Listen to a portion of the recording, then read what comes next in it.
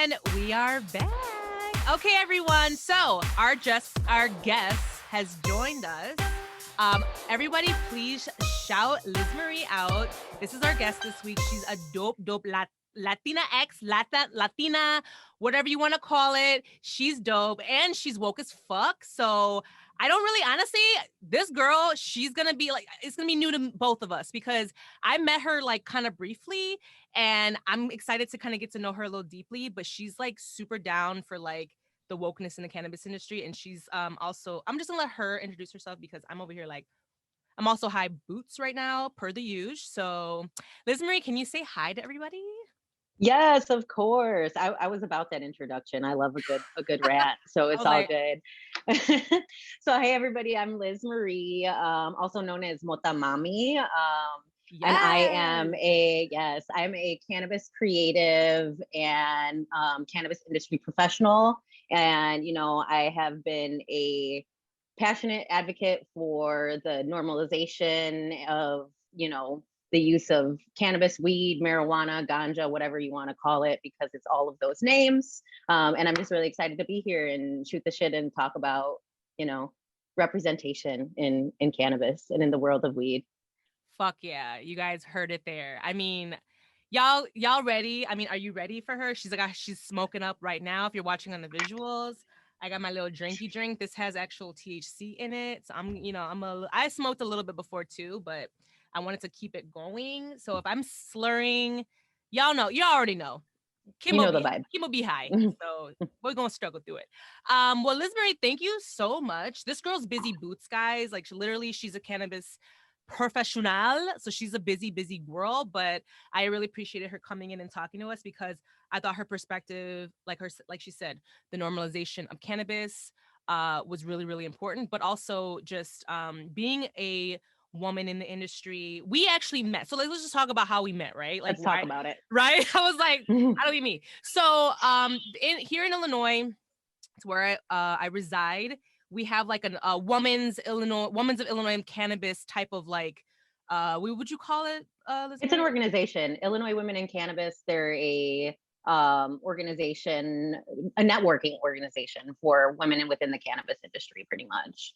She said it, y'all. She said it. I mean, it was just a way for us to like network, meet each other, and then women that also want to get into the industry, it would like help that too. So I just joined, I'm in the industry, as you guys already know, and she is as well. But she came on and she was like hosting one of our networking events. And right away, I was like, oh, bitch, this girl is like everything she said. I was like, I felt seen because I don't know, LizMarie, I don't think I told you, but like, I was a part of like another panel. I think it was for like 420. It was for the same type of event, but it was just super, super white. Like it was just very Caucasian. And like, I actually like, and then like from that event, because there was only one woman of color as well during it. She was like this Filipino woman. She was from San Francisco.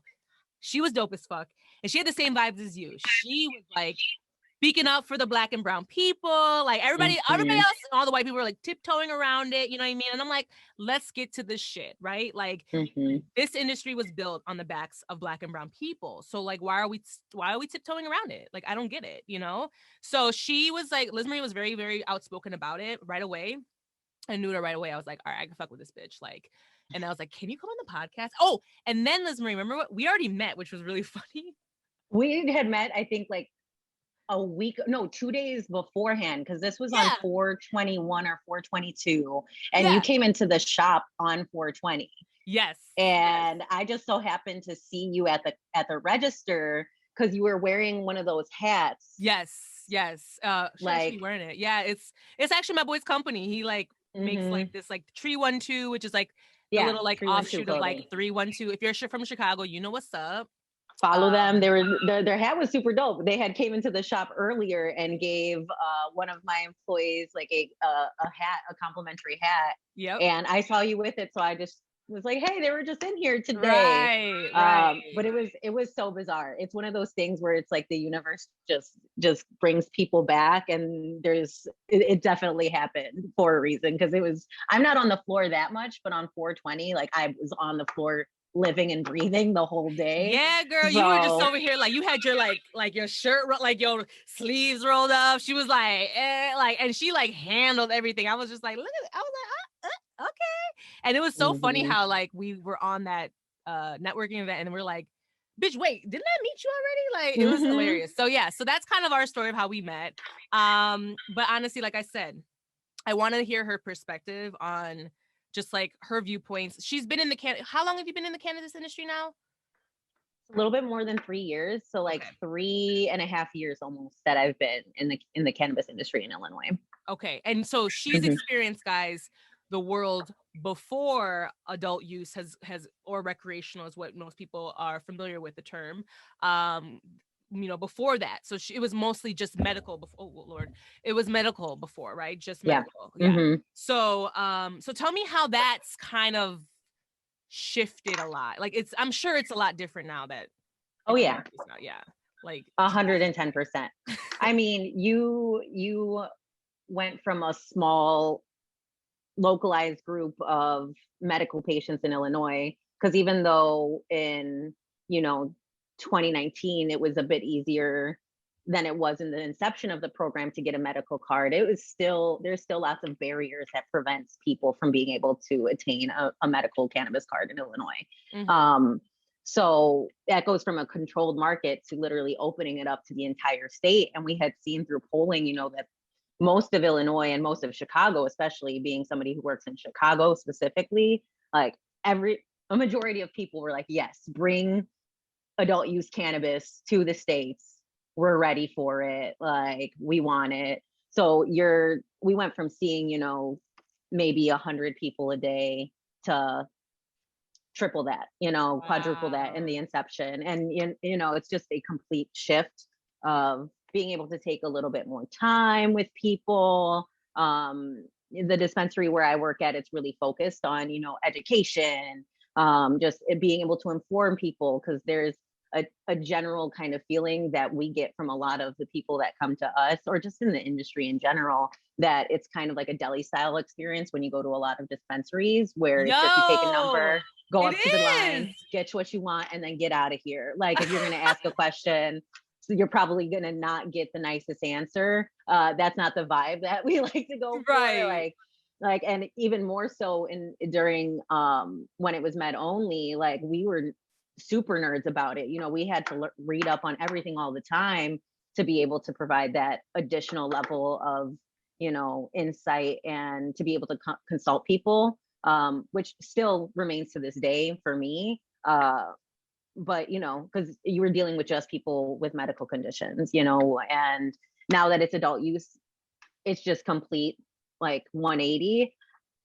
People are still using cannabis medically, I think, one way or another, whether you're shopping adult use or whether you're shopping medical. Cannabis is a medicine, mental health wise, physical wise, even if it's you going home to just smoke a J at the end of the day to unwind. Which you're doing now. The same way that you would with a glass of wine. I got water and weed, like, y'all, she drinking water out of a wine glass. She's like new age bougie. Like, look at this bitch.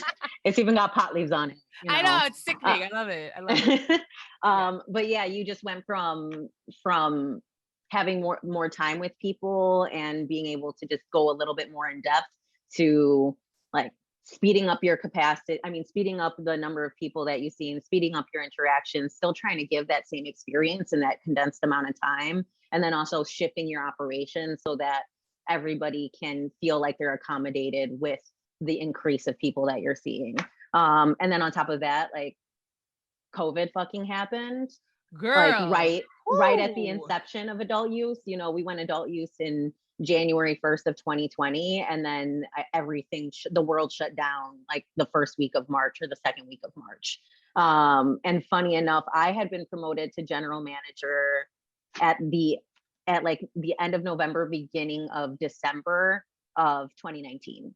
Oh my so God. my first 4 months in a general manager role was bring the market from medical only to dual use, because the dispensary that I work at is a dual use dispensary serving both medical patients and adult use patients. Make sure that you're compliant, make sure you follow the rules, even though the adult use rules didn't exist when we went into adult use. They're like TBD for a while. It was just, we're starting now, follow whatever you're supposed to follow. Make sure that rules and regulations are on, make sure that you can see people, make sure that your team is supported, to do that and figure out how to navigate during a pandemic. Not to say that there isn't support that was there, but I mean, a lot of us were navigating unforeseen waters, and I was doing it it's my first time being a general manager. You know, I've never been in a management role outside of the cannabis industry. I've been in leadership roles and operational roles, you know, logistic roles. So all the things that play into being a general manager, but never in that role before. So it was, I mean, personally and professionally, it was a lot. And also just within the market, it was a lot, you know. You had shout out to you, girl. I mean, yeah, it was a lot. It was a lot. I ain't gonna lie. I mean, it was, I'm a little bit of an adrenaline junkie. You know, I work in events. I've done, you know, concert organization. Like I still support like on a board, not a board, but on a director and a director level for a nonprofit music festival, and have been doing that. Yeah, have been doing that the entire time that I've been in the industry as well. Nice. So it's just like I just she like stays to be busy, doing, y'all. And it's, you know, yeah, sometimes you need to take a little bit more time for yourself, but yes, I stay busy. Yes, you do. And it was just a lot, you know, but it was really fun to do and really fun to see and be in a leadership role during that time too, because it was literally a moment of history, you know. Whether or not I think that it was done the right way from the state perspective, or whether or not I think it could have been tweaked, you know, it was still a moment of history where we're moving closer towards more people being accepting of cannabis. And it gave people the ability to not be as scared, you know, and that's one thing that really, I was like, hell yeah. Like there's so many people that are excited for this, that want to see this happen. So like, that was cool. That was really, really dope to kind of be around and help support and just be like, it's like, I don't know if you've ever done concert planning before or events planning, like day of, like day of when you're getting ready to like start the beginning of the shows, like you have your run of show on you, you got your headsets on, you're ready to go. And it's just that adrenaline of the day, like opening and big day, like opening days, like historic days, 420, stuff like that. It all feels like that, where you're just like, okay, it's showtime. Let's do this shit.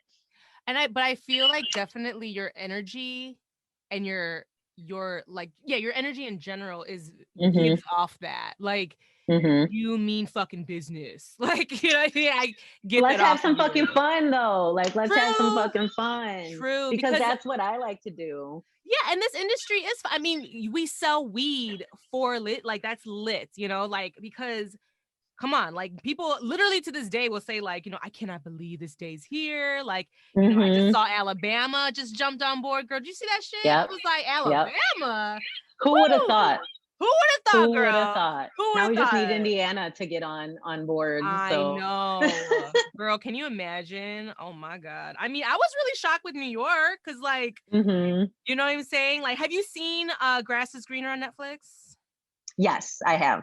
I love you. Yes, please. I was like, okay, how do you feel? I feel like that movie should be a part of like the training if you're going to be in the cannabis industry, because it's like, it taught me so much. Like, you know, I mean, low key, like I've been involved with cannabis like literally like since I was little, because like, you know, my family have, you know, my brother's a plug type of shit. You know what I mean? Like that's just like how it is. But like, I never really like jumped on and like got really, like I never really smoked and everything. It's for like, since like until like maybe like 5 years ago, maybe at most. Like it really was, it was really new to me still. I'm still learning a lot, but it's like, it had so much taboo around it that I was just like, you know what I mean? And like, bitch, I was over here like prude as fuck. Like, I don't want to suck. Like, I don't, you know, I don't want to do that. Like, I don't want to do drugs. You know what I mean? Like, that's literally, but that's like what was like brainwashed in my head. I was going to say, that's the stigma that you had, especially if you grew up with family members in the underground industry, like it just gets associated as that's what you do, and it's not a good thing to do, but it's what you have to do. Right. And you're like, I don't have to do this, you know, it's not something that I want to do. But Right. then you do it and you're like, what the fuck? Why I've been depriving myself of fun this whole fucking time. This is bullshit. But yeah, I mean that documentary is really great, and there's so many documentaries and even just like books out here that educate people on all that stuff. But there's a reason that they don't show it in the industry, because the industry is about business, you know, like the legal cannabis industry is a traditional like retail business with a medical like theme, with a medical bottom line, you know. Okay. So well, let's get like, into that, because I know that's something that, because when we did meet in a sense, like networking event, you were still very, very vocal and very open, like about, because that's something that I'm very much like torn about, right? Like, am I contributing to this industry in the right way?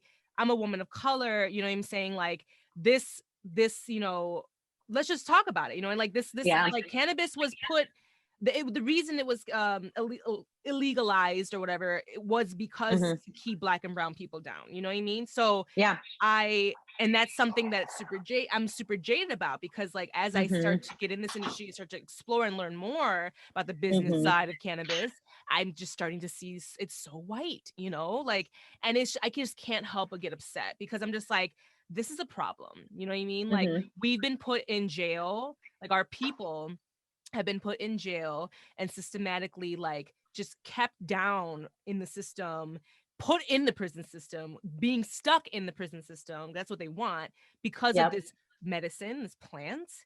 And now that it's become, you know, it's becoming more normalized, so to speak. Now it's like, okay, white people want to take it over and be like, all right, that was cute. It got the, you know, the motherfucker, the niggas all in jail, and now we're gonna use it to make money. So it's like, as a woman, as a Latina, like I want to know what your place is. How do you feel about, as a Latina working in this industry? By the way, I see your dope frame in the back. Brown people for Black power. If you guys see us in the visuals, it's a like it's cute. a, you know, little, I love it, combo between like the Virgen and Black Panthers. Hell I'm yeah, about girl. it. So yeah, so you're not, you know, speak on that, boo. Speak on that. I mean, like you said, it's conflicting. You said in the beginning, the industry was built off of the backs of Black and brown people. Like the knowledge, the artistry of the plant that they're profiting off of is like the passed down generational knowledge of like Black, brown, indigenous people. And you know, I get being conflicted. I'm torn on a day-to-day basis between if what I'm doing is serving my community or hindering my community, because I hear opinions of both, from people that I care about, people that I love.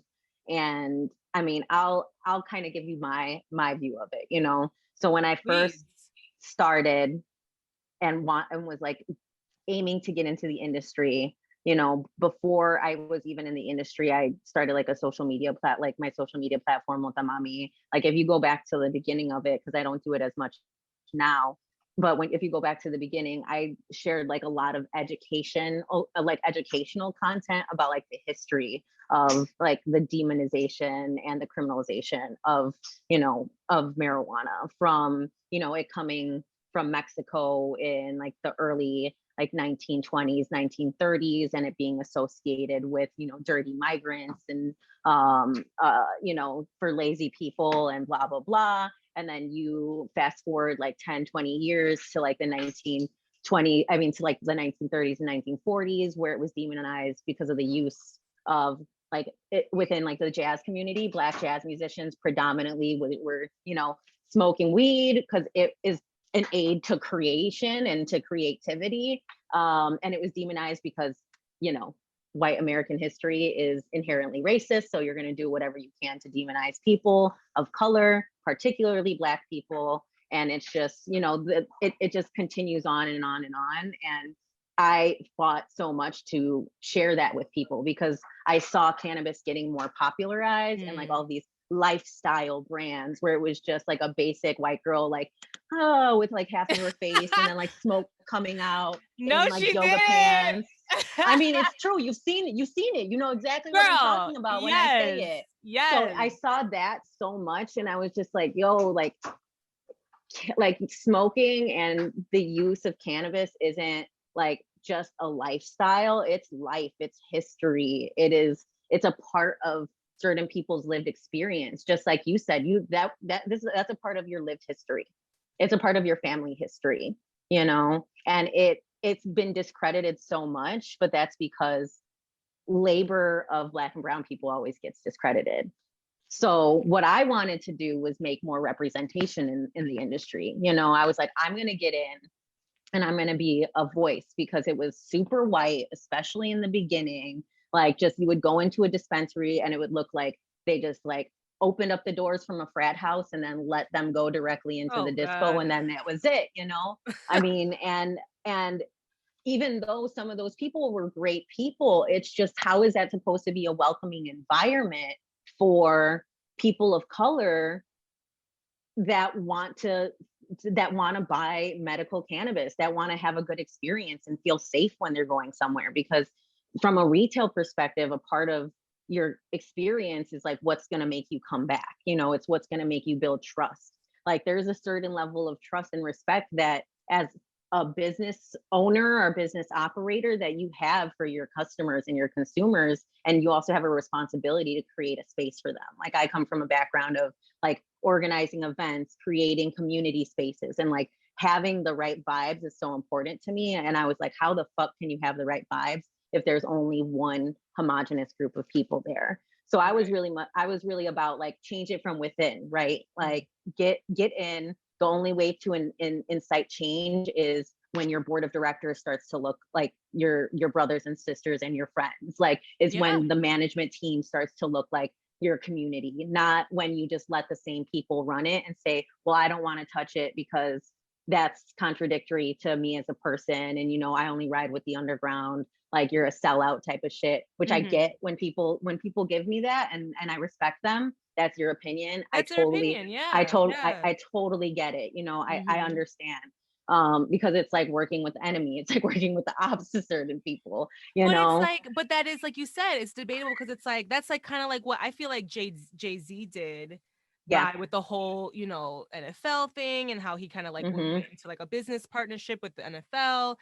And as much as I stand for Black and brown people, and I am like all the way here for, you know, bending the knee and not fucking standing for, you know, for the when they're fucking, you know, pledging allegiance or whatever, because they're trying to make a stand. I get it, I'm there for it, but like I feel like also too, it's one of those things where like, yeah, like is the solution to just keep like, you know, avoiding it, or like keep like, oh, I'm not gonna be a part of it, or getting in the system and changing it. You know what I mean? Like, so I feel There is like, so much money disposably available in the cannabis industry that can be redistributed to the communities that have been severely impacted generationally by the war on drugs. Like, everybody should be getting a little bit of this corporate money, as far oh my God. as I'm concerned. You know, like, Right. there's ancillary businesses, like the opportunities available within the cannabis industry, the legal created cannabis industry, are so endless, the same way that they were endless on the underground. It's just providing, you know, you can have a 401k now, or you can have insurance for your family. Like, I respect the fuck out of the underground hustle, like to an ends that I cannot even communicate. But like, at the same time, like, there's certain people who need that stability in their life to create generational wealth, to create, Right. you know, Right. to Yeah. create something for the people after them and the generations after us. And, you know, there, you can achieve it on both ends, but like, why not try to strive to doing it in a legitimate, and I put that in air quotes because that's, you know, above ground, legitimate type of way. And so that's what I kind of, where I'm at now. You know, I'm in a general manager position, so I can help make decisions and help communicate with people And on a higher hire level. Oh and well, yeah, hire like my people. team. Yes, like my team is a super diverse team. Like, Mhm. I pride myself in having one of the most diverse teams that I honestly have ever seen in Illinois, and that I've had people tell me the same thing too. I pride myself in creating a healthy workspace that provides workshops, that hosts workshops for like mental health and, yoga sessions, and like an open door policy that if you need to come talk to me, because that's not, you don't get that necessarily regularly in or out of the cannabis industry. In corporate America, retail, whatever culture, you don't get those type of spaces. So I'm like, fuck it, I'm going to make the space. It maybe does take out a lot of me sometimes, but you have to create those standards, because now I'm training a team of people who are like, that's the standard.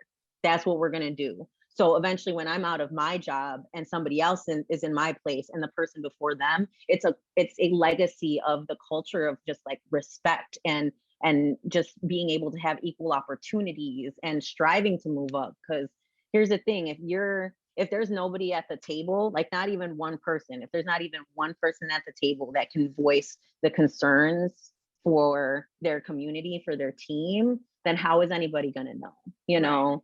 Make yourself obnoxious, make yourself heard.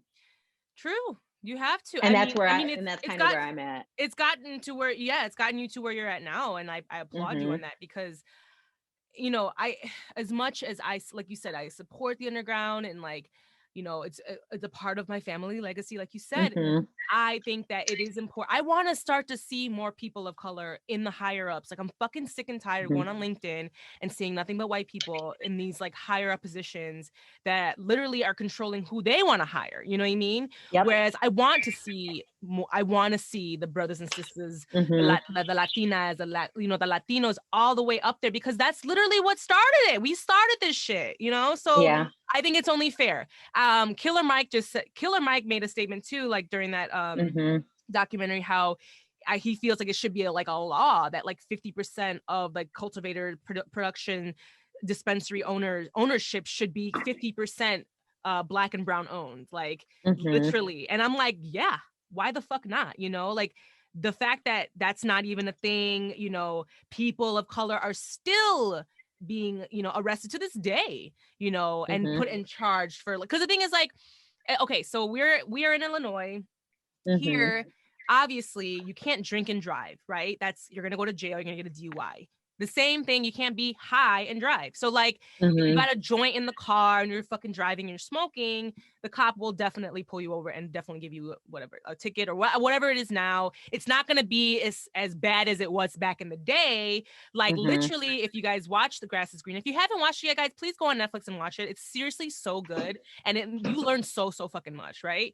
At the end of the episode, and the end of the documentary, there was there was a story about a family, how the Black man got put away in jail for literally like one joint, and he was in jail for like over 17 years or some shit.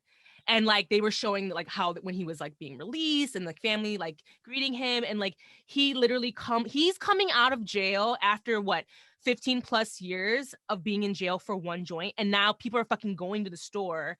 Little hipster people are just fucking going, hi, can I get, I'll take that. I'll take a minty mints or Margie mints pre-roll, please. Thank you. It's like, what's the THC percentage on it? I can only smoke hybrids. Bit like he's over here like shooketh. Like, oh, why the fuck was I saw that. Like, why here's the thing. It's the same groups that were targeted in higher numbers before are going to continue to get targeted. Like you said, it's just that there was always just an excuse, right? A reasonable cause for whatever, and people are still getting put into jail. People are still dying because of cannabis. Like, I mean, I was so shook when what happened with Dante Wright happened, because the warrant that he had out for his arrest was for smoking a joint when he was 19 years old. He paid a portion of it and then defaulted during a pandemic. And then like the warrant was reissued. And it's like, that will be the justification. And that was the justification, the warrant, quote unquote, was that's all what, they need. like, that's all, like the, the propaganda that gets fed and like the lines that get communicated are that.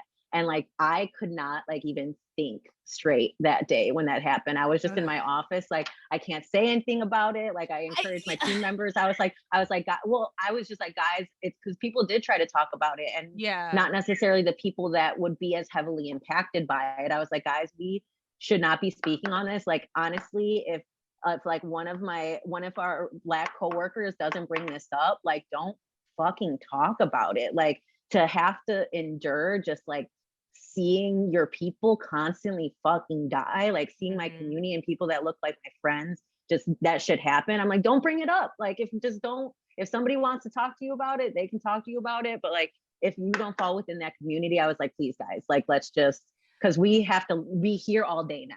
Like, now we have to do this. And like, it's just too much, like, emotionally to navigate that sometimes.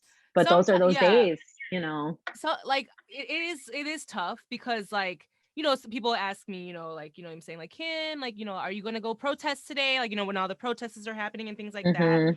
And it's like, you guys, I want to let y'all know that I've been Black my whole motherfucking life. So like, I wake up and it's a protest. Like, you know, yes, I'm biracial and my mother is Asian, but you know, when you look at me, you still see, you know, you're still identifying me as a Black woman. So like, I'm very much like identify as a Black woman in America. Yeah. So, you know, yeah. people don't know I'm Asian in a sense, but that is what it is.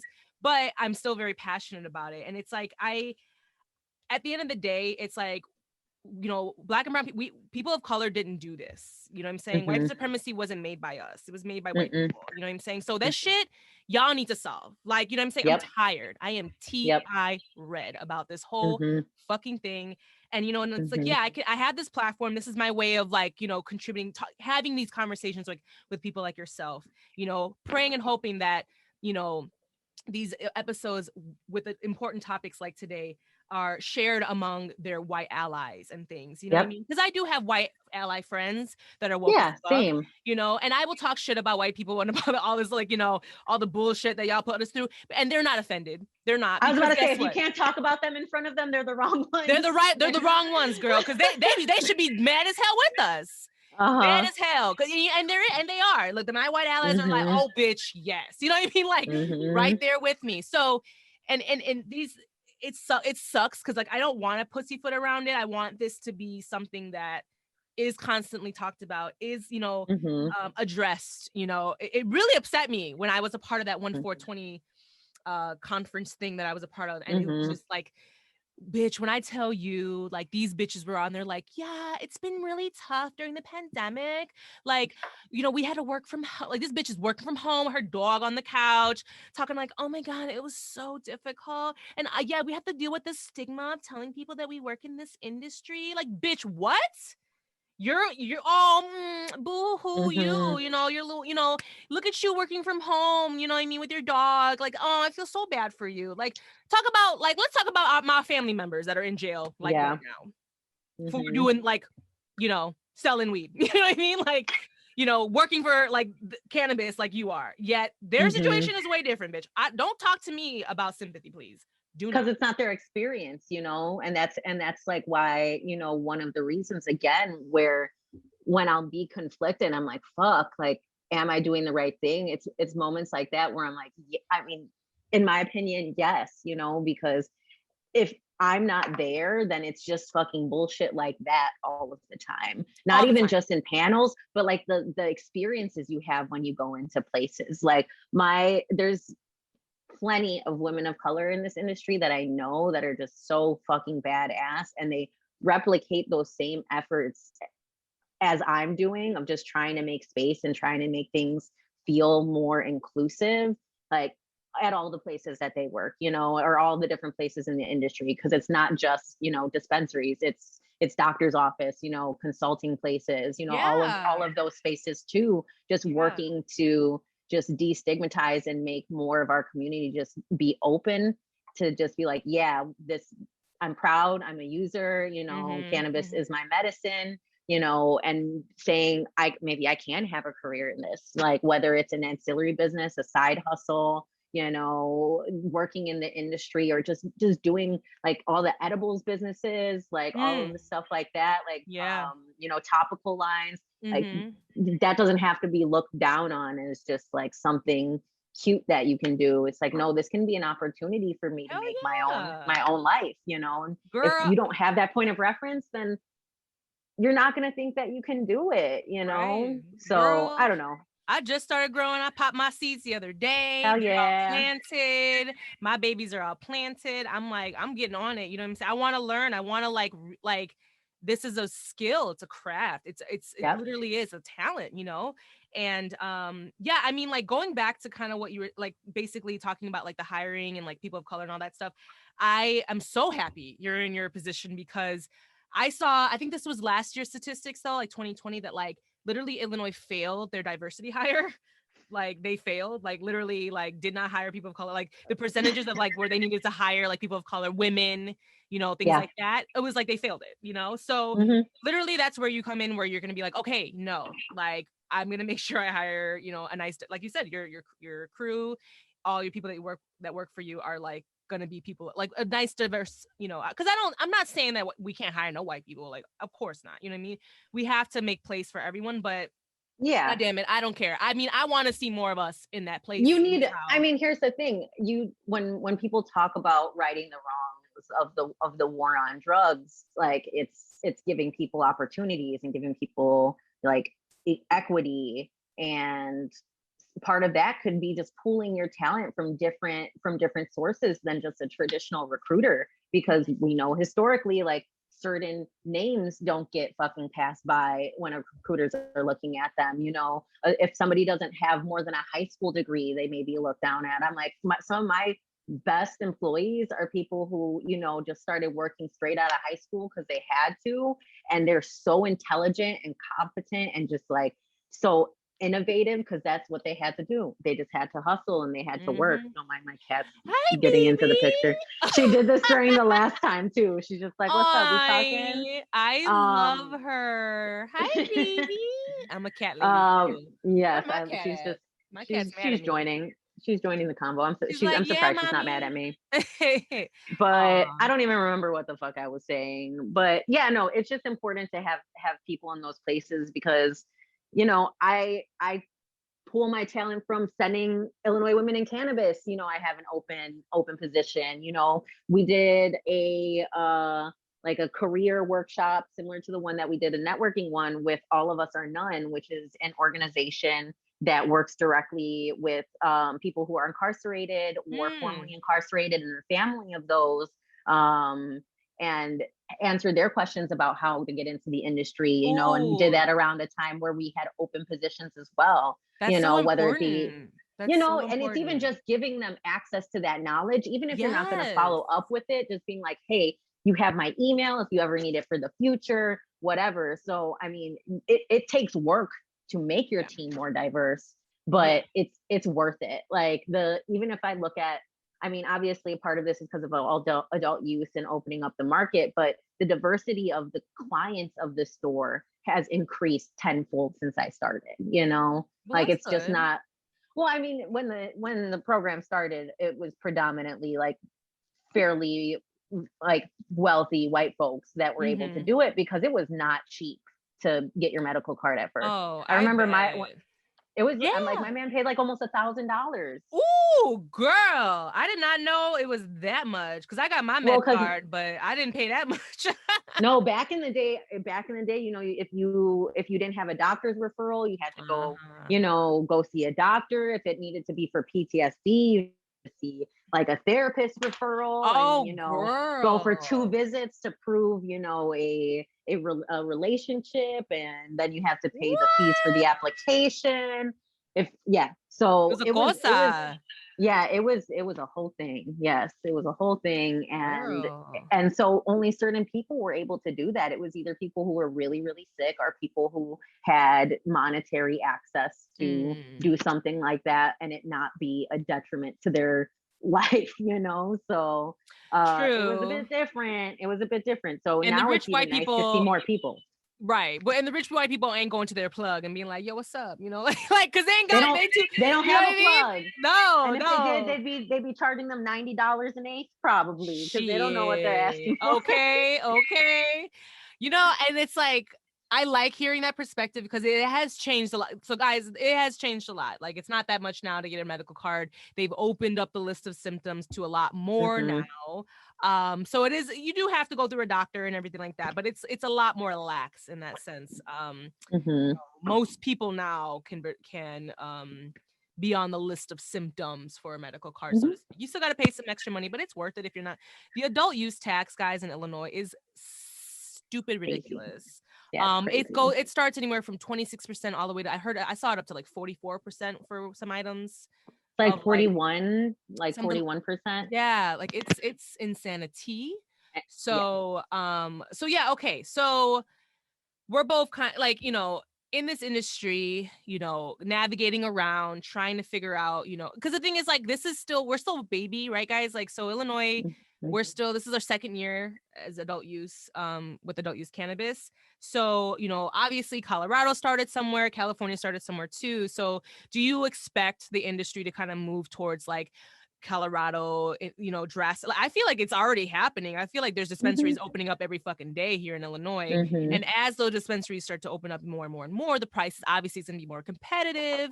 Like, obviously, you can go to Colorado and get a whole fucking ounce for like $80 and shit. Here in Illinois, not the same, but it's like, Nope. over there, but it took them years. I think they were like about 5 years, I think. Or no, they're more than 5 years. Do you know how long Colorado's been adult use? It's been a little while. I mean, they've Yeah. had an industry since before they were even legal like that too. So, like Okay. underground dispensaries were a thing out Got there you. too. But like the market is already moving towards, the like styles of California. I would say California more than Colorado. Okay. Because California is more a like tailored retail market with like Mm. cool branding and lifestyle. Like Colorado is like you're in the mountains and you're getting high. Like Ugh, here's bitch, I a want to be here's in a the bag mountains and here's getting here's a high. bag of weed with something written on it. Like you're Oh good. yeah. Not Oh not yeah. to not to like it's not downplaying. It's just two different types of aesthetic. You know And what? I You're right. Yeah, you're definitely right. Because now that and I'm the thinking Illinois about industry it, is going. Yeah, you're industry is going more to totally Cali vibes. right. Because I've Yeah. been to both, and I'm like, now that you're saying that, like, hell yeah, it's definitely got. Mm-hmm. Bitch, I walked into that this dispensary the other day, and I swear to God, I was in an Apple store. I was like, the fuck is this? There's There iPads are everywhere and shit. You just walk up to the kiosk, order your weed, go to the little register, That's about pay to your be money. everywhere, girl. I promise you, that's about to be everywhere. I Like was like, what is all this? places are transitioning to that. Like the company that I work for is like launching Cannabis, which is like very much an Apple inspired retail experience type of deal. Mm-hmm.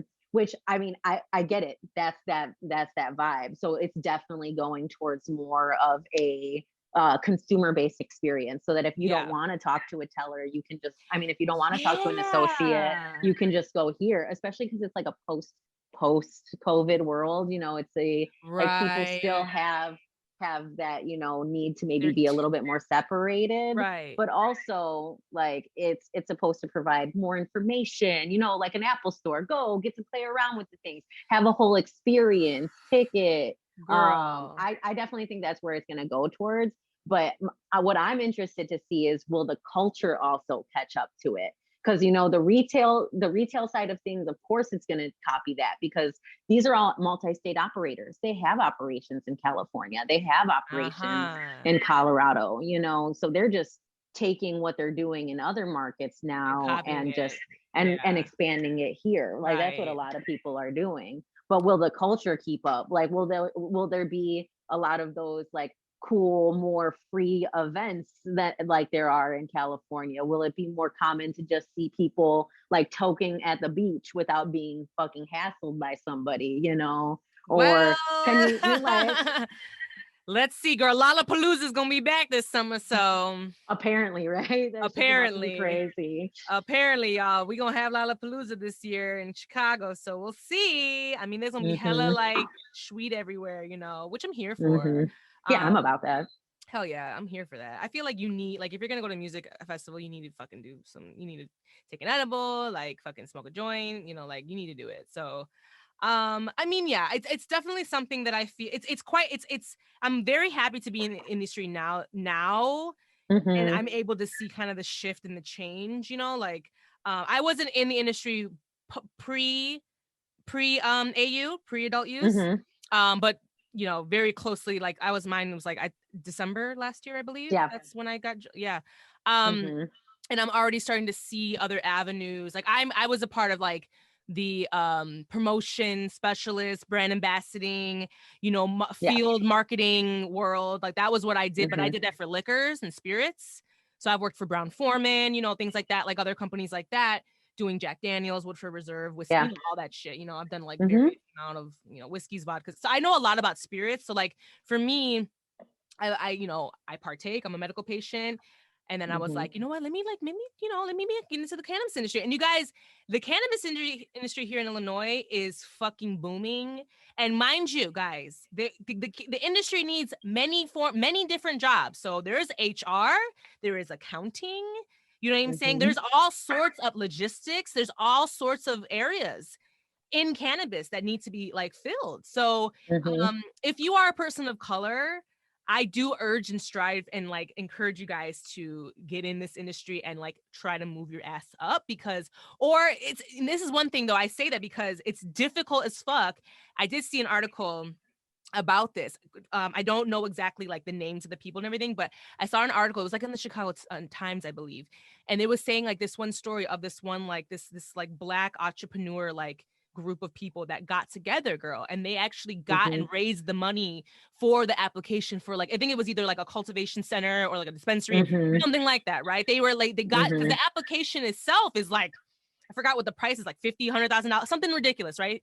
A lot of Mm-hmm. fucking money. So they all put in all these people of color. I believe they were black. I think they were black people, and they all put the Yeah. money in, got the application in, boom, sent it into the, you know, to Illinois, and that shit was declined, girl. Mm-hmm. Denied that shit. Why? Of course we know why. So like and then during that networking event that me and you were involved in, there was like a woman there and she had like she was a lawyer and she was like, you know, she was saying that she wanted to work towards changing those laws and making it easier for people of color to achieve cultivating Mm-hmm. licenses and, you know, dispensaries and things like that, even lounges so we can smoke and you know what I mean? So Yeah. I feel like that also is super controlled. You know what I mean? It's Well, I mean, do you difficult. know what's going on with like the social equity bills right now and all the holdup with all of that? Like, do you have Share, any no, point of reference? Well, I don't share. want to like completely misspeak on it. Oh my God, my cat got cat hair all over me. It's all good though. I'm Girl, like, that's this my life. girl, I got she was Georgie just doing the hairs most, all over me, doing girl. the most. But like, yeah, I mean, Illinois was one of the first states to pass, you know, adult use legislation with social equity on the forefront because, you know, there was like the expectation and it was written into the bill that 70 it's like 72 licenses or 75 licenses, I can't remember which one, would go to applicants that were considered social equity applicants. So either, you Ah. know, a Ah.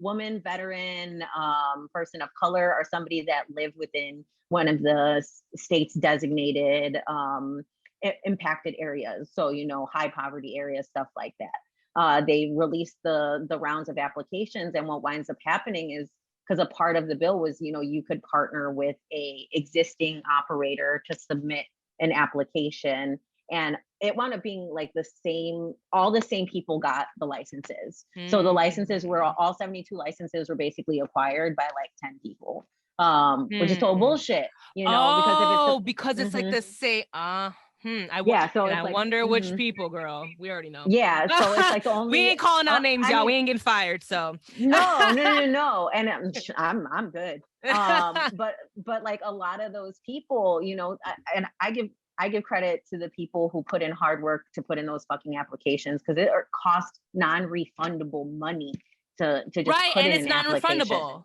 Right, And they then can't. and then it went to a lottery process, and it was just the state was sued. There was just all of this mess, and then yet we still don't have social equity dispensaries up, you know, and Yeah. it's 2 years into 2 years into adult use, you know, and then there's a bill that's actually on the table right now. So I Mhm. don't know when this is going to air, but if it airs soon, House Oh, Bill, we what is this it? airing like next week. So, Okay, yeah, House Bill 1443 like that would in Illinois help more social equity applicants like get a seat at the table, Okay.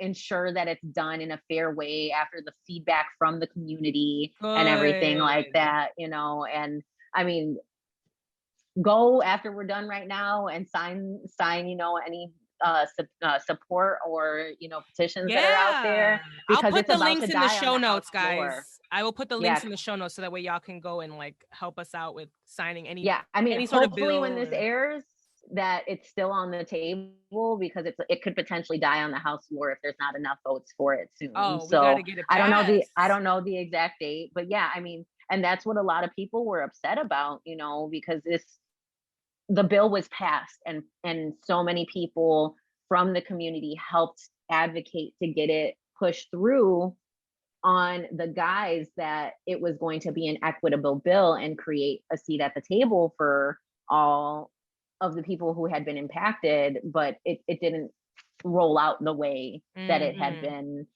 been orchestrated to look, and while some people who are deserving of those licenses did get it, I personally can't say that I think it was the fairest process. Like it was a bit of a mess, but Really?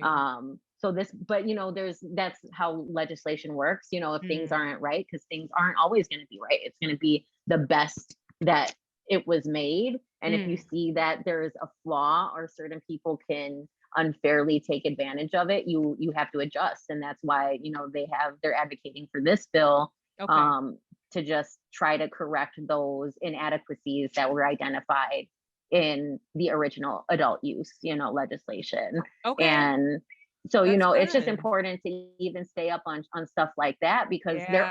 there is more equity that we can have. There are more opportunities, but it's still being kind of monopolized by certain groups of people. And until there is more equity, that's why you have to work with a lot of these operators to try to get their equity. Be like, cool, even if you guys are the only ones operating, like here's a business idea that I have, or here's, an ancillary, like I have accessories, like let me get accessories onto your shelves and stuff like Find that. other ways to, that's another avenue, right, to try to go about, because like, yeah, there are a lot of rules in the sense of like cultivations and cannabis and things like that, but maybe like you said, yeah, there's like, accessories and merch Clothing. But also, did you hear about like in Evanston, they're actually going to get reparations, like Black people are getting reparations, but in Evanston, and the part of the yeah, so there's been like, it was an article a little bit ago, but it was saying how, only in Evanston, so I don't know why Evanston's a part of Illinois, guys. It's a town in whatever, Northern Illinois, Northern Northwestern.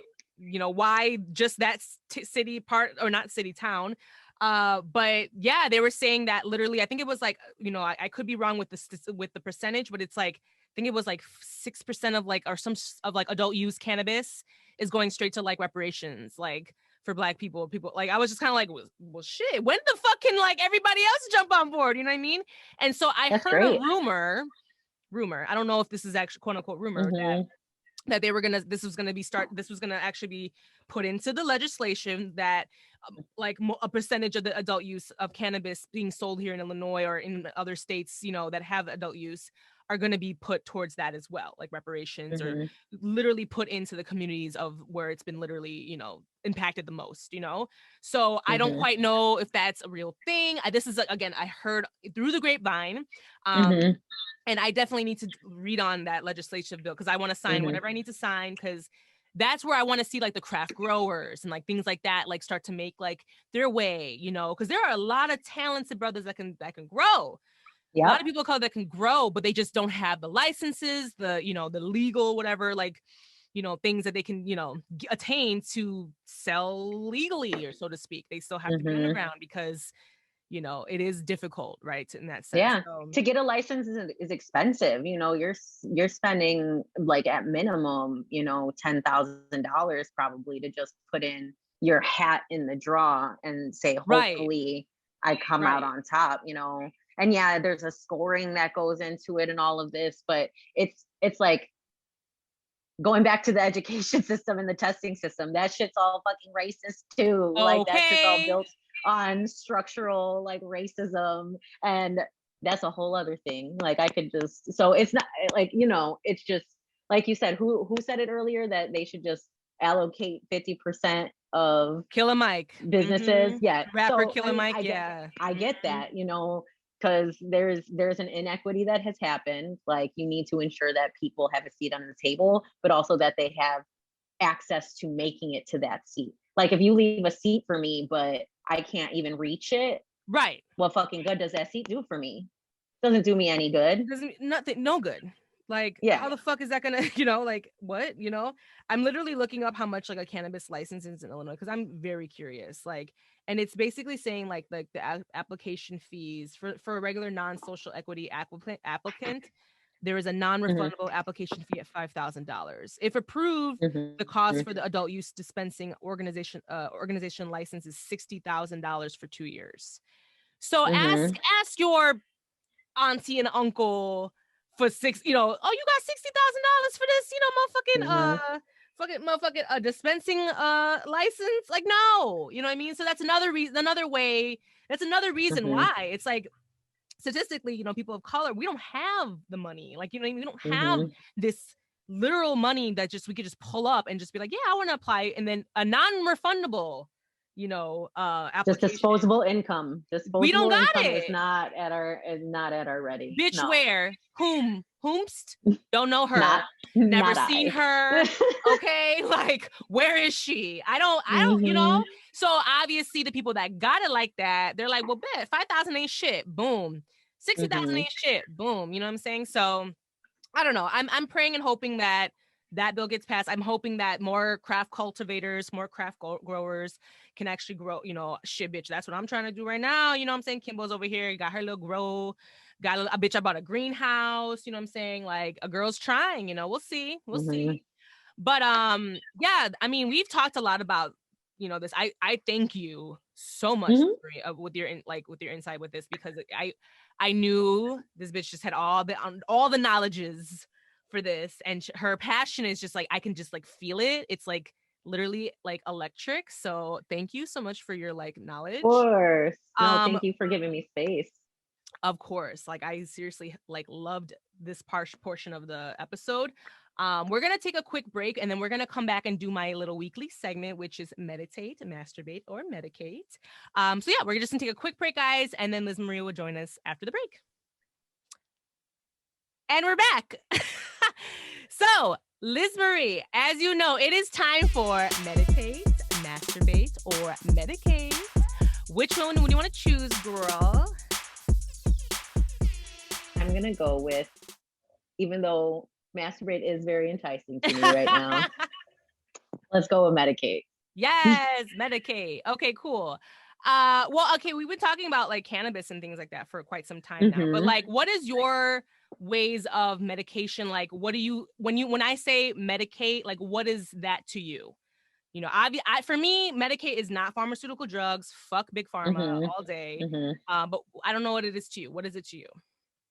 I mean, it's like a part of my just like daily routine and almost of like my daily existence, you know? And like you said, I'm not really, I don't like to take aspirin. I don't like to, you know, take a whole bunch of like prescription drugs.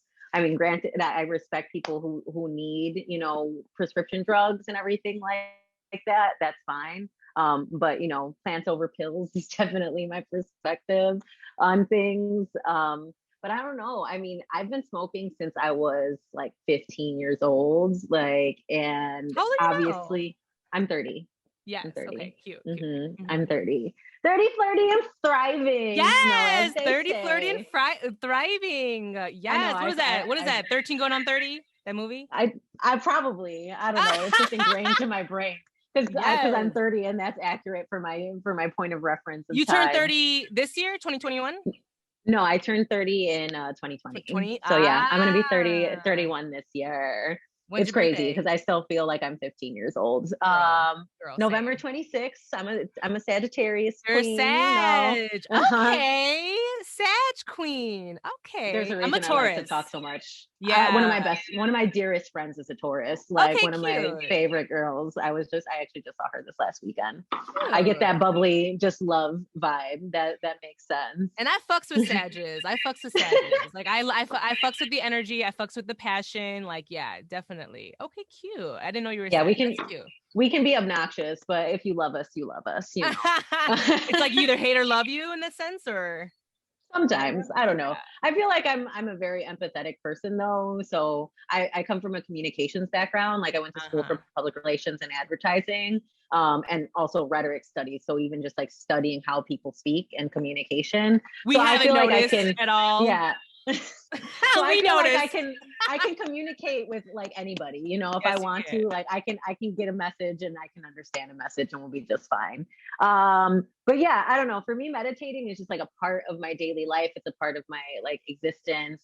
I feel like sometimes it's almost like a ritual too, you know, to like start my day with the ritual of like grounding and getting myself going, being very intentional, you know, with what I'm smoking. Like I can't do like what I did when I was like 16, 17, 20 years old and just be like, strain this. I don't fucking care. Like, let me hit a cash bowl right now. Let me fucking Okay. scrape the resin from the side of my bowl and just fucking dome this shit real quick. You gotta do it. World you know? clip, you know what I'm saying? You gotta do what you gotta do. It's been a journey, and that's Okay. and you know that's how I think it is too. You know, as we grow, we evolve, and then like my same thing with my experience with smoking. It's as I've grown, my experience with smoking and just consuming has grown. I'm a flower girl, I was just gonna definitely. ask, what do you Like what do I you love, like? I mean, flower, concentrates, like Okay, you those are my dab. two things. Oh yeah, my tolerance is far too high. Like I it's a was gonna say, problem. girl, you probably like Yeah, you could definitely smoke me under the table. it's a problem. Like I'm that friend that's like another one. Like Uh-huh. are we good? So You I'm a a fun groovy time when you hang girl. out with me. If you hang out with me, We it's a fun time. will. We Yeah. Then it's just will. you gonna be high though. Girl, I don't dab. I don't dab. That's a lot of people. I don't That's a dab. lot of Girl, girls too. forgive me, but I just can't get over the fact that it just looks too much like smoking crack. Like I can't do it. No, there's innovation. There's innovation, bitch. You There's know so many what? ways to smoke. There's You so know many ways what? to dab. I have like a Yeah. little like I The have this nectar little straw. thingy bobber. Well, there's like the nectar straw. There's this thing, the Ivory, where it's like you literally, it's like a nectar collector, but it's electronic, so you can put it on Okay. different heats, But and you it's just hit it directly to like a vape. You just you just hit it to Okay. the Okay. concentrate, and then you smoke Okay. it. You got a Puffco, you got all the shit. True. Like I there's also like love my tolerance the way it is. I'm a cheap date, so I'm like not okay. even really here to Then like. don't start dabbing. Then You know don't what I'm start saying? dabbing. I was like, I like that. Like, it don't take me much to get high. 10 milligrams, your girl's good. I'm feeling good. I love that You know for you. I could I'm a cheap never. date. You know, I like where I mind you, like, don't get me wrong. Like, I'm sure I'm missing out on like the whole experience, like the difference, you know, of like tasting cannabis with like as a dab, as a concentrate, as opposed to flower and things like that. I don't know. Maybe I'll get there one day. For right now, where I'm at, edible. I'm an edible and flower girl. Love edibles, love flowers. I make my own, you know, I make my own cannabis butter and I make my own edibles and all that fun stuff. I'm growing I started growing. So that's like where I'm at right now. But when it comes to dabbing, vaping, I did for a hand. It's not my favorite. Like I'll do it. You know what I mean? I'll do it. I have like so many disposable pens just in my purse. just like they just exist there. Right. I mean, they're good for when you're like on the streets. And like if you're brunching or something like that, and as you're walking from brunch spot 1 to your friend's house, and you just need to be consuming something, they're perfect for that. Right. But I know some people that's what they like to do, vape, and it's same. I don't really feel like I get that much of an effect from it. So I just prefer to either smoke a joint, take a bong rip, take a dab. I do like edibles. I prefer drinks like that canned drink that you're drinking. Oh yeah, tonic. That's my shit. Yeah, like tonics are my jam. Like the tonic seltzers are good, especially if it has like a little like 1-to-1 CBD Me too, girl. content. Yeah, all day. Yeah, because I want to be functional, but like I have body pains. Like let me feel good.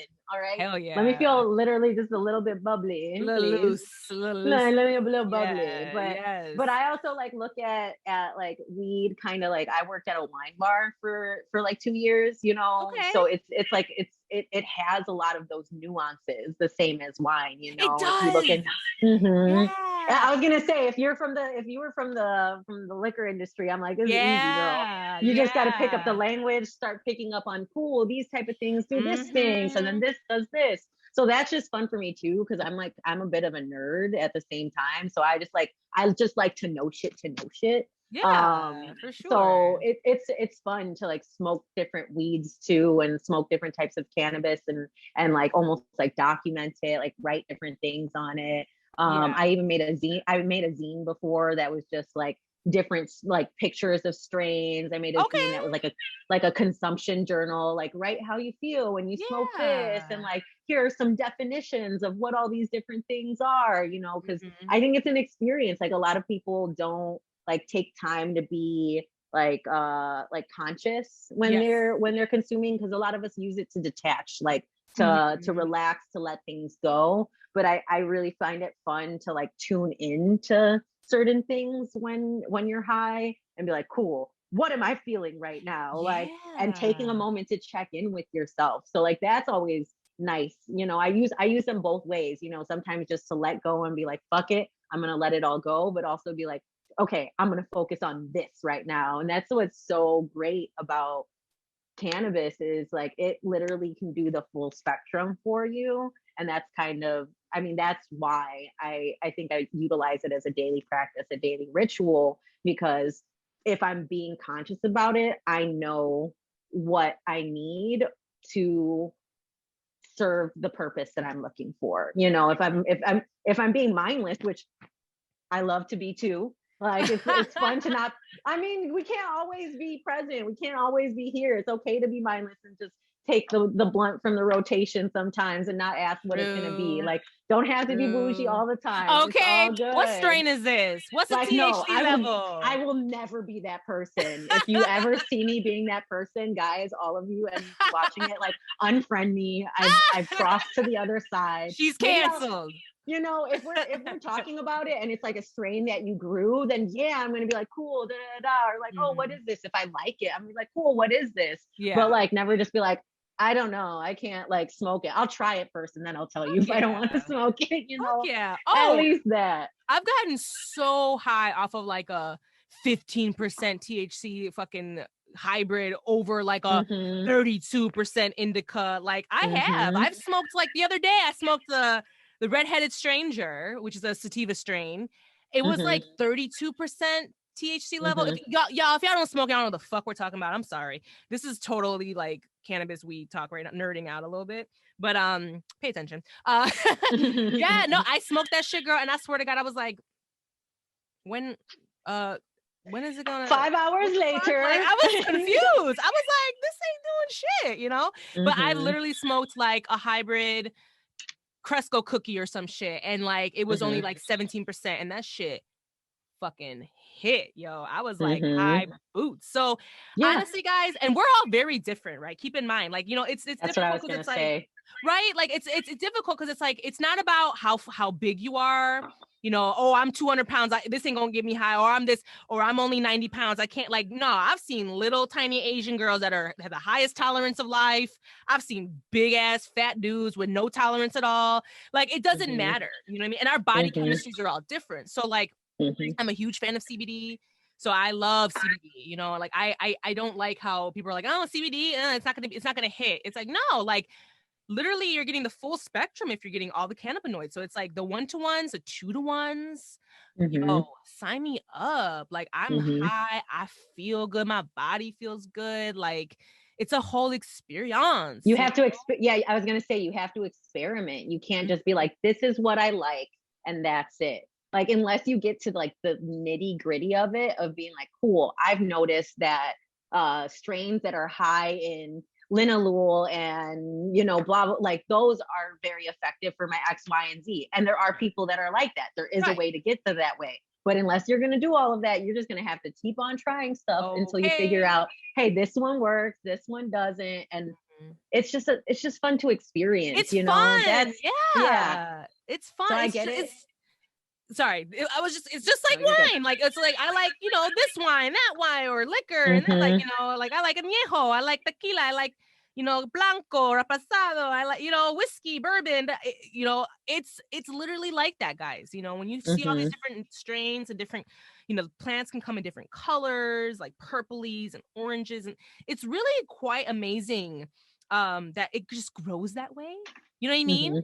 Like, when I grew up, I was like, it don't just grow out the fucking, you know, ground like that. People got to do shit to it. Da, da, da. Mind you, there are cultivators that are, you know, messing with the, what do you call it? Like, they're just like nutrients, creating the strains, they're crossbreeding, things like that. It does get a little like heavy. I'm learning to, I was already scratching my head when I was like, pH balance, what? You know, Like, I had to, like, you have to pH your water, girl. You have to pH your water. Woo, you cannot pH your water. It's just like taking care of any plant, though. Like, you should be pHing your water for your house plants. You're feeding your house plants acidic ass water. They don't want that shit. They're like, bitch, put. I want this shit. They're like, do you like Chicago tap water? Because I don't. All this lead in here. Fuck out of here, right? Hey, you know, and you got a fucking point, because that's real as fuck. Like, so as I'm in this industry, as I'm like learning more about it, you know, it's been very fun, you know, to learn kind of what my body responds to more so than others, and what my body doesn't, you know, even like, or anything, you know, or what tastes I like, because I'm a taste girl. I like to taste my weed. And like, I found out that, like, girl, all the gassy, all the motor breaths and things like that, ooh, girl, ooh, like, I could still feel it in my throat. Like, that's too much for me. Some people love it. Some people love that gas. They're like, I want straight gas, you know. And I'm just like, no, like, give me like citrusy, give me like, you know, I love the like citrus notes, fermented fruit, bitch, citrus. Yes, all day, you know, like l'orange, like that strain's amazing. It's like, tastes good. Jack Herrera, it's like, love. So I mean, yeah, it is what it is. You know, if you guys are interested in getting to this world, if you guys are kind of like, all right, bitch, you've been talking a lot about weed. Sorry. I'm sorry. It's all I talk about. That's all we know right now. Yeah, this whole episode is about it. Well, it is, you know, I mean, it doesn't even just have to be about the plant or the strains, but, you know, weed helps me like make up poetry. Weed helps me create art. Weed helps me be a talkative ass bitch that has gotten this far from being fucking talkative, you know, and it just lets people sometimes just be certain parts of themselves that otherwise they wouldn't be too much of. So, you know, very true. No apologies for just talking about weed, because it's what my life is. Hey, true. She ain't wrong, y'all. Well, cute. Well, thanks for your Medicate segment. I appreciate that. We learned a lot today, guys. We did. LizMarie is fucking dope. Like, her energy is just amazing, and I can't wait to smoke with you in real life, girl, because it's gonna happen. Yes. Now it's time for the quote of the day. I just picked this like right now. But it is, you know, this topic is all about weed, so of course it's gonna be weed related. So yeah, so here's the quote of the day. Love it. Don't let the tall weeds cast a shadow on the beautiful flowers in your garden. That's by Steve Maraboli. Okay, Steve. Okay. Because you know what? This literally, weed still has such a stigma against it, around it. You know what I mean? It's still banned in, I would say it's still banned more so than accepted in parts, you know, here in the States and then also parts of the world. It still has a lot of negativity around it. So I am here for normalizing it. I am here for the change. I am here for opening up the conversations about it. Not for us to be scared, you know, when we talk about marijuana or this. I've started to kind of just put it into social conversations. I'm out getting my car fixed. I'm like, oh guys, I'm sorry. I can't remember shit. I smoke too much weed. You know what I mean? They're just like, whoa, like, this bitch is admitting it. I'm like, yeah, because you know why? Why not? Why be shamed about it? Why be ashamed? No shame. Ain't no shame in our game, okay? Absolutely not. You have been fucking amazing. Thank you so much for joining us. Like, you have no idea. I appreciate it. Again, guys, she literally was dope as fuck. She just was like, yeah, I'll do the podcast. I'm like, fuck I fucking love you. I'm gonna send you a little something, something. So I'll keep, Thank you. in contact. But yeah, girl, at this time, can you just like please share with us anything if you guys want to, like share your handles, anything you want to like share with our listeners? Now's the time. Yeah, for sure. I feel like I've said a lot because I talk a lot, but that's all good. If you guys enjoyed the conversation and want to connect with me, you can find me on Instagram. I'm at Mota_Mami. That's MOTA_MAMI, because sometimes people do not know how to spell it. But yeah, if you want to come to my page for, more ranting, I do outfits of the day all the time just to promote self-love. But also I'm hoping to get back into doing some more poetry and hopefully start doing some more events. And also, I mentioned it earlier, I helped put together a festival. It's at My House Music Festival, which is a house music festival. Really? The house music in Chicago? The one in Pilsen, yeah. There's the one in Pilsen, yeah. Which I loved it. I went the 2019, right? Like literally one time, and then the whole world shut down. And I was like, that was lit. Oh, bitch, yes, I loved it. You helped like formulate that? Yeah. So last year I did the in 2019, I did the community stage. So that's like the second stage where we focus on a lot more like community members, Black, brown, queer artists. And then this year I'm going to be doing artist relations. So I'm going to be booking a majority of the artists for the event. So definitely check out My House Music Festival. Come by the festival if you want to see me. I will be running around with a beer or a joint in my hand the entire time. When is it? It'll be in August. I don't remember the exact date because we're just putting it together like now because the world is opening back up again. So yeah, definitely check me out either at Mota_Mami, or if you guys want to come see me, I'll be at the My House Festival, or I'll be walking around Chicago with my mask on because I still want to keep my mask on. Girl, me too. I'm vaxxed and faxed and waxed and all that, but I'm still not here for the like, being in, I don't know. I was at the dealership and I was just like, mask one. Like people were out there with not, I mean, they're not, I guess they're being a little bit more lax now in Chicago about, because the CDC was saying, hey guys, vaccinated people can now be around each other with no mask. But how the fuck do we know you're vaccinated? You know what I mean? Just the honor system, girl. The honor system. Bitch, I don't trust nobody. So skeptical. Yeah. Right. But yeah, but I'll be good. Say hi if you see me in the streets. I am friendly, even though I got eyebrows that say otherwise. But your brows are sickening. Thank you. I appreciate it. They're like good. Yeah, if you guys are watching your visuals, good. They're like really good. What are you? What's your national? What Latin are you? What Latina are you? Like what? I am Puerto Rican and Mexican. I'm mixed. My dad's Puerto Rican and my mom's Mexican. Okay, yeah. Cute. Your dad's Puerto Rican and your mom's Mexican. Gotcha. Cute. I love me a Mexican Puerto Rican mix because I feel like, I don't know. It's because it's like the perfect harmony because like, you gonna get the Mexicans and the Puerto Ricans that'll be like, they're against the Puerto Ricans. They're against the Mexicans, or a little stupid. I was raised with that and it makes no sense. It makes no fucking sense. It doesn't exist. It doesn't exist. It's just, it's all crazy. Like when I was growing up, everyone would be like, you're what? You're Mexican and Puerto Rican? Don't they hate each other? I'm like, no, we got whole ass shirts for us at the Puerto Rican festival. Like they got the Mexico and Puerto Rico shirts. This is a common thing, guys. Like, I'm here for it. Not that crazy. But yeah, I mean, thank you so much for having me. I appreciate it. It was fun to talk. I do want to, like I said, this is why I like being in the industry. This is why I like doing what I do. It's to have conversations with the community, share information, share knowledge, because not everybody has access to it. So I just like to shoot the shit, and I appreciate you for the platform because I could not put in the energy to do a whole podcast all the time. So yeah, girl, no, you were perfect. I super appreciate you. Thank you so much. I'm gonna let you go though, because literally this girl has been working all day. She's tired. So as always, guys, time for dinner. Right. Her cat's like, bitch, feed me. Okay. Her cat's been in the podcast the whole time. Like, girl, are you done? So guys, as always, still, you can always reach out to me on Instagram, email me, kimbologypodcast@gmail.com. Find me you can listen to us on Spotify, in iTunes, all that. Y'all know the tea. I'm done. I'm gonna leave y'all with wash your ass, clean under your nails, and clean the earlobes. There you go, guys. All right. Bye. I'll see you guys next week. Say bye, LizMarie. Bye. Bye, guys. Bye.